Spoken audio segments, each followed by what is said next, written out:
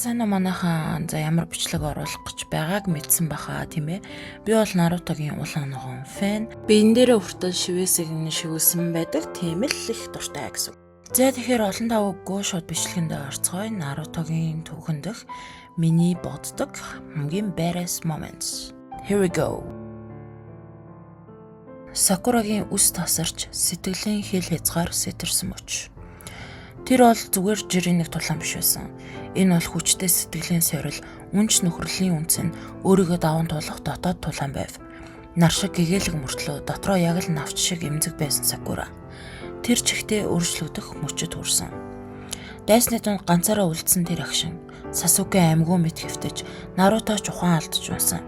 Нэг хэсэгтээ л цаг зогссон мэт. Сакурагийн нүдэнд бол бүх зүйл тогтсон зураг шиг харагдаж байв.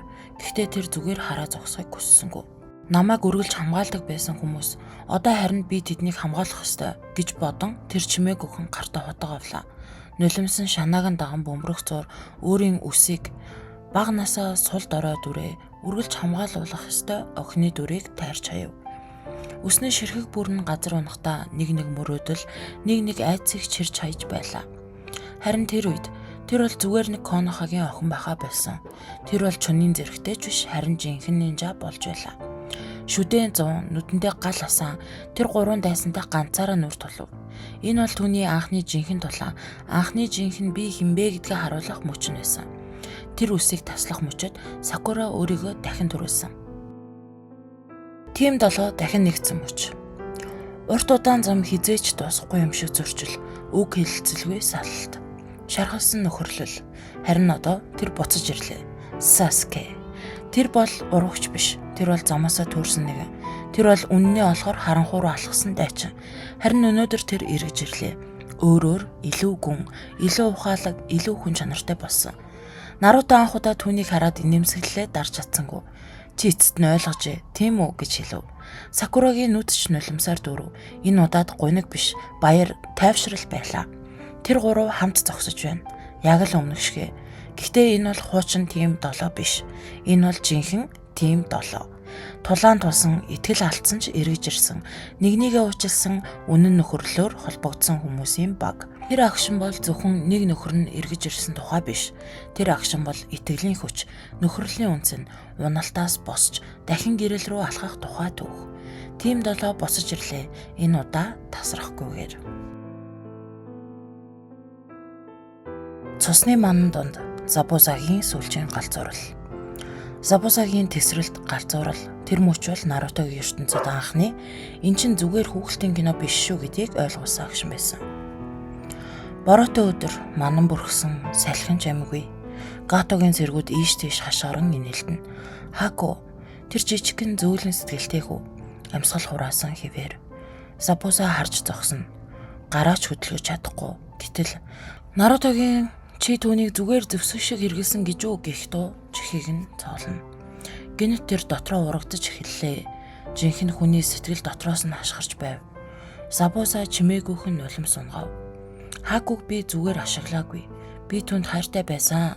Гэтэ хэлж чадаагүй. Гэхэн тэр мөчөд бүх зүйл өөрчлөгдсөн.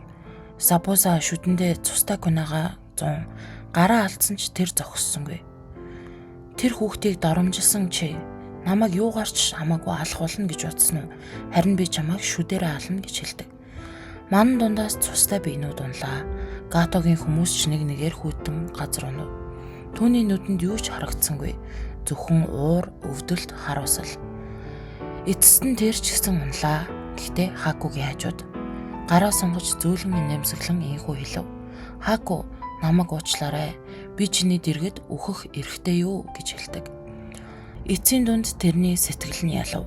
Хүйтэн алуурчин биш, нулимстай нинжа байжээ.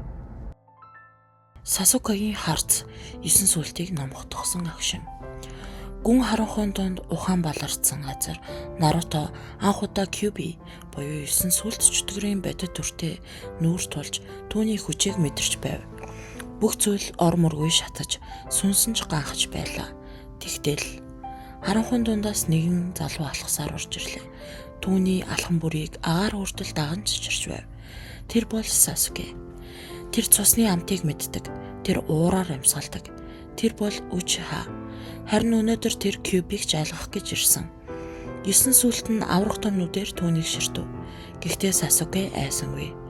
Тэр зүгээр л зогсож Шарингана нэв. Тэр харцуул цусны нэхэмжлэл, үе дамжсан өшөө авалт, дэлхийг сөхрүүлж чадах үзэн ядалт байлаа. Кюбигийн нуруу дагаад хүйт дав. Энэ харц, энэ хүч, энэ зөвхөн аимшигтай танил мэдрэмж. Кюби зөөлөн шивнэлээ. Чи Мадарагийн цусан дүрэл байх нэ гэж. Нэг ч хөдөлгөөнгүй ганцхан харцаар Сасуке 9 сүлтийг газар зарлаа. Айдас, хүнлэл, хүлээн зөвшөөрөлт. Энэ бол хүний биш, өөр хүч байлаа. Наруто чимээгүй зогсно. Сайн найз нь одоо яг л бурхан мэт харагдаж байлаа. Эсвэл Аратын шиг. Энэ л Сасукегийн жинхэнэ царай. Гэхдээ энэ хүч түүнийг хизээч буцааж авч чадахгүй газар л аваач байгаа. Хуурамч инээмсэглэл дундах чөтгөрийн үнэн. Амагарагийн гүн шүн, Акацукигийн уулзалтын сүүдэрт нуугдсан хурал. Дэлхий сүйдэж байхад дуугүй суухан ганц л байсан. Тэр бол Тоби. Хошин дандаа хөвгөлтэй, үг нь үргэлж хөнгөн. Гэхдээ тэр удаа юу ч хөнгөн байгаагүй. Пейн түүнийг ширтэн зогсно. Тэр бол бурхтын замыг өөрөө тунхагласан нэгэн. Түүний үг бол шийтгэл. Түүний зорилго нь инх тайван, гэхдээ цусаар. Гэтэл Тоби намуухан хоолоогоор хэллээ. Чи бол бурхан, харин би бол уламжлал. Чи ертөнцийг өөрчлөхийг хүсэж байна. Харин би түүнийг дахин эхлүүлэх гэж байна. Гэтэл Нагато эргэлзэж хөмсгөө зэнгитэн. Чи хин юм бэ? Чи зүгээр л Тоби үстэй. Гэтэл тэр намуун гүмхэн хоолоогоор хэлв. Би бол Учиха. Би бол ертөнцийн нууцын эзэн. Би бол түүхийн эхлэл. Би Мадара Учиха гэж хэлдэг. Тэр агшинд орчин чимээг болов. Нагато хүртэл дуугав. Коноч цочирдов. Гэхдээ тэр Шаринганы цаана үнэн л байлаа.